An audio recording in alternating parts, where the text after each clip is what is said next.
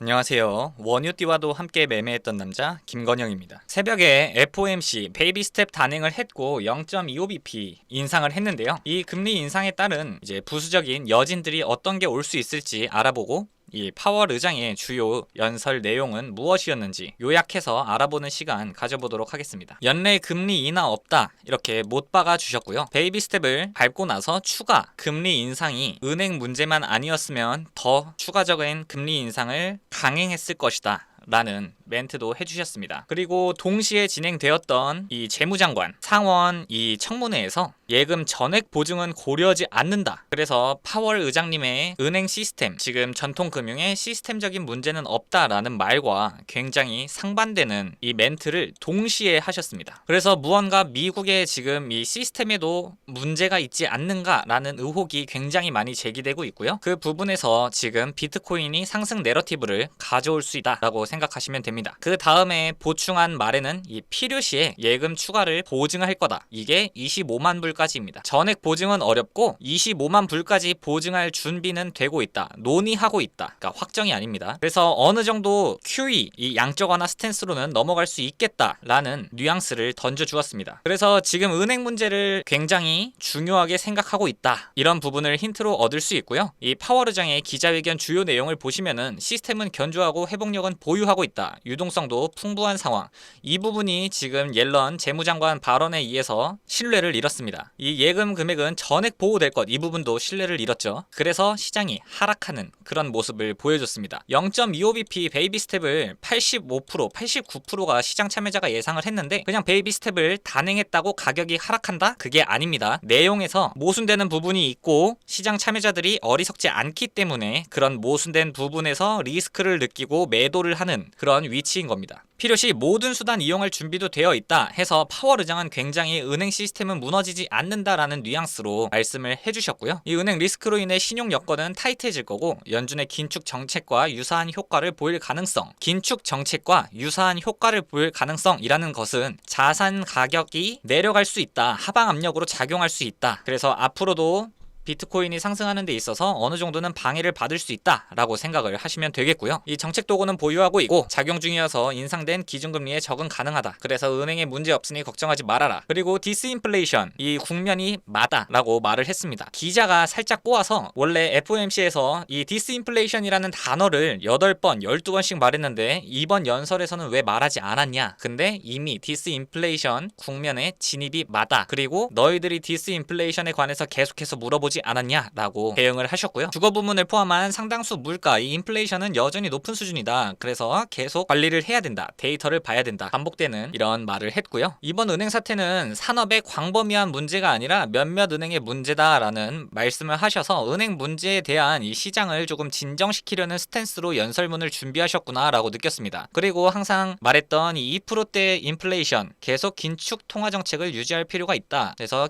추가 기준금리 인상에 있어 예상치 못한 위험 부각에 주의할 것. 그래서 인상은 조금 조심하나 인하는 없을 거다. 언제까지? 올해까지. 5월까지 데이터를 보고 추가 기준금리 인상 충분히 가능하니까 인하, 그리고 지금 동결해서 계속 나아갈 거라고 생각하지 말아라. 하지만 인상 사이클이 끝나갈 것 같다. 이런 병 주고 약 주고 둘 다 주셨습니다. 그리고 예금자들은 안전하다고 말을 했고요. 이 은행 사태로 인해서 연착륙 논의는 좀 시기상조고 데이터를 더 봐야 한다. 그리고 심각한 리스크에 노출되어 있는 은행은 약 6개 정도. 이게 기사에서는 1800개 지방은행이 위험하다 이런 식의 데이터들을 많이 발표를 했었죠. 근데 파월 의장님이 진짜 심각한 리스크는 6개 정도다 라고 말을 해주셨습니다. 그래서 6개 정도의 은행이 또 심각한 문제를 야기했을 때 앞서 있었던 실리콘밸리 뱅크, 실버게이트 사태처럼 시장에 쇼크를 줄 수 있겠다. 하지만 비트코인에게는 이제 상승 내러티브로 작용할 수 있다는 점 꼭 기억하셔야 됩니다. 자산 축소 정책 변경 논의는 없었고 연내 기준금리 인하는 베이스 시나리오가 아님. 그래서 올해 금리 인하는 일단 없다라고 생각을 하시면 됩니다. 그래서 비트코인 가격에 어떻게 작용을 할지 제가 정리를 해보고자 하는데요. 지금 한번 상승 파동이 오고 두 번째 상승 파동을 세게 치는데 이 부분을 이렇게 조정을 했으면은 바로 상승하고 위로 뚫고 가는 모습을 보여줄 수 있는 비트코인의 위치입니다. 도미넌스는 약간의 저항을 맞았고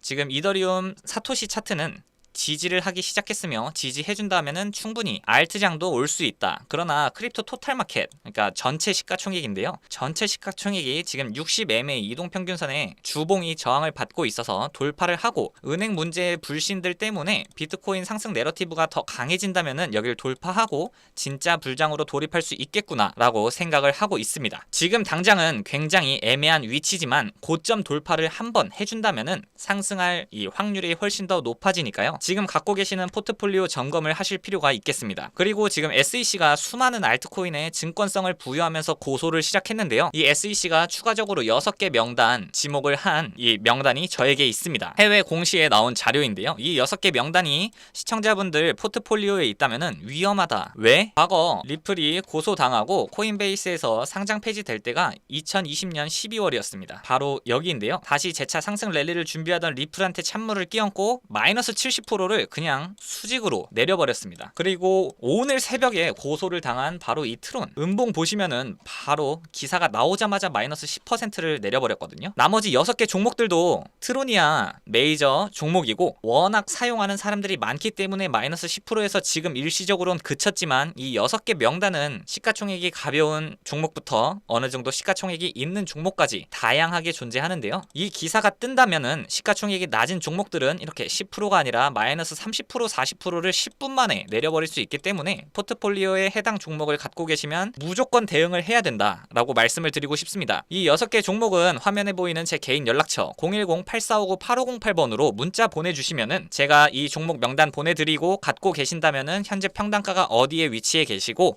이렇게 대응하는 게 좋을 것 같습니다 라고 대응 전략도 맞춤으로 짜드리고 있습니다. 이거 굉장히 중요한 부분이니까요. 이게 단순히 고소에서 끝나고 하락에서 멈추면 다행이지만 보셨던 것처럼 이렇게 누사이퍼처럼 상장 폐지 결정이 된다면은 정말 위험한 하락이 올 수 있으니까요. 꼭 조심하시고 명단 공유 받아서 대응하시기 바랍니다. 지금 FOMC 0.25bp 자체는 의미가 없으며 자산시장은 자기 갈 길을 갈 거로 보는데 달러 가치가 하락하면서 은행 시스템에 불신의 씨앗이 싹이 트고 비트코인에 대한 상승 내러티브는 올라갈 것으로 보이는데 비트코인이 어느 정도 큰 상승을 이루고 횡보를 하기 전까지 알트코인은 상승하지 않을 확률이 높습니다. 어떤 알트코인들이 기존에 발행되었던 알트코인들이 그래서 신규로 발행되는 이 알트코인들은 상승을 굉장히 잘하는 나날들이지만 기존에 있던 알트코인들은 상승을 잘 안 할 수 있으니까요. 어떤 종목의 선택과 집중을 해야 할지 궁금하신 분들도 화면에 보이는 제 개인 연락처로 문자 남기셔서 다 공유 받으시길 바라겠습니다. 제가 2023년 4월부터 6월 이 2분기만큼은 종목 3개로 2분기 비트코인, 이 크립토 농사 제가 책임지고 완벽하게 수확까지 할 수 있게 도와드리고 있으니까 꼭 문자 남기셔서 정보 그 6개 종목 그리고 대응 전략 공유 받으시길 바라겠습니다. 그럼 다음 영상에서는 더 중요한 정보들로 찾아뵙겠습니다. 감사합니다.